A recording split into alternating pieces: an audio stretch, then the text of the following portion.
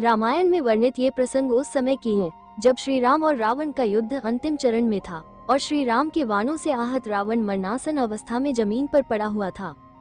उस समय भगवान श्री राम ने लक्ष्मण से कहा कि हे लक्ष्मण, आज इस संसार से नीति, राजनीति और शक्ति का महान पंडित विदा ले रहा है।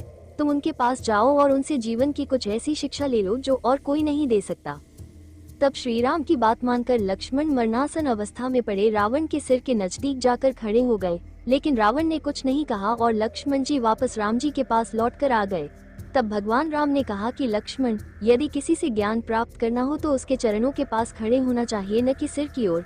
ये बात सुनकर लक्ष्मण जाकर लंकापति रावण के पैरों की ओर खड़े हो गए। उस समय महापंडित रावण ने लक्ष्मण को 3 बातें बताई जो हमारे जीवन की सफलता की सबसे बड़ी कुंजी है।